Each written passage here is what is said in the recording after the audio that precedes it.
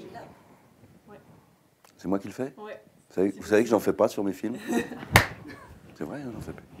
Moi, j'ai lu le bouquin quand j'avais à peu près 20 ans. Et je me souviens parfaitement bien que ce qui m'avait bouleversé, c'était l'épilogue qu'elle faisait, où elle nous disait qu'elle ne l'aimait plus et qu'elle allait avec un autre homme. Là, ça m'a terrassé. Parce que je me suis dit, alors le type, il meurt une deuxième fois. Et je me disais, cette chose, à quoi ça sert de revenir des camps si on n'est pas aimé? Ce qui voulait dire, à quoi ça sert de vivre si on n'est pas aimé? Donc, pour moi, ça ne faisait aucun doute dès le début que cet épilogue devait se passer sur la plage, comme elle l'a écrit, et qui est cette espèce de douche froide donnée au spectateur, qui d'un seul coup, assez brutalement, elle nous apprend qu'elle ne finira pas ses jours avec celui qui, pendant 2 heures, elle a attendu au bord de l'asphyxie.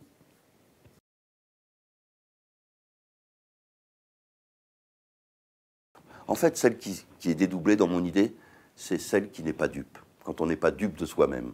Vous voyez?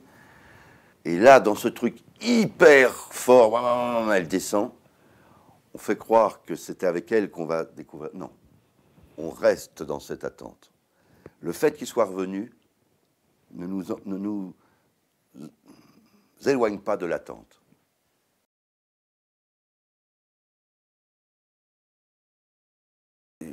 J'avais fait un film sur les cérébraux lésés, vous voyez, ceux qui ont une lésion au cerveau, donc qui ne reconnaissent plus, qui sont comme des légumes, puis qui... Voilà. Je suis. Et pendant que je tournais ça, j'ai eu le témoignage, que je n'ai pas mis dans le film, mais j'ai eu le témoignage d'une jeune femme qui me racontait son histoire. Son mari a eu un accident traumatisé crânien, et il est dans le coma pendant 1 mois. Et pendant 1 mois, elle fait tous les jours, 50 km de son travail à l'hôpital pour aller le voir. Et de l'hôpital à la maison. Au bout d'1 mois, à son travail, elle reçoit un coup de téléphone et on lui annonce que son mari est sorti du coma. Alors qu'elle m'avait raconté que jusqu'à maintenant, quand elle allait le voir, plus les jours passaient, plus elle l'aimait. Et là, elle me raconte en détail son dernier voyage, le voyage qu'elle fait de chez elle à l'hôpital pour trouver son mari qui est sorti du coma. Elle pleure, elle est en larmes, etc. Elle me le raconte comme ça. À un moment donné, elle croise son regard dans le rétroviseur. Elle me dit, il s'est passé quelque chose d'étrange. On n'est pas loin du dédoublement, vous voyez, dans le film, le dédouble. Quelque chose ne collait pas entre ce qu'elle voyait de ses larmes et ce qu'elle ressentait profondément. La conclusion, l'épilogue, aussi rapidement que dans le film, elle gare sa voiture au parking, et elle dit, quand j'ai garé ma voiture au parking, je savais que je ne l'aimais plus. C'est tordu. Moi, je crois qu'on n'aime que des idées, on n'aime pas des gens.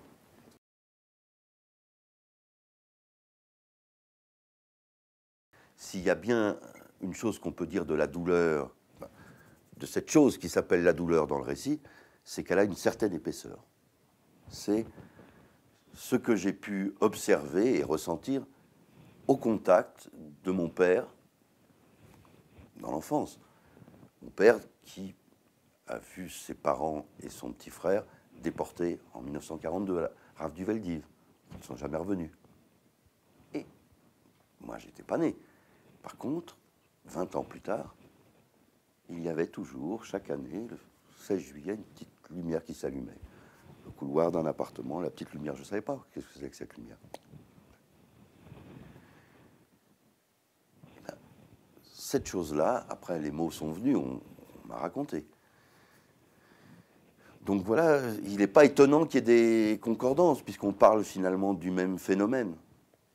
Quelqu'un qui s'enveloppe qui a sa vie hantée par la présence de l'absence. Ça paraît posé comme phrase, mais c'est à peu près ça.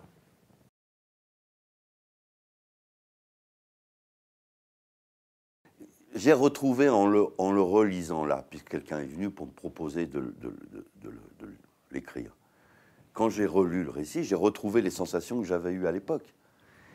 Et à l'époque, j'étais branché directement sur cette histoire de mon père, directement avec ce que j'étais en train de lire. Donc oui, ça n'a pas quitté. Vous voyez, par exemple, dans La douleur, à un moment donné, il se retrouve dans une chambre dans laquelle il y a des déportés. Ils s'interrogent, puis il y a un jeune homme qui arrive et qui montre des photos, vous n'avez pas vu?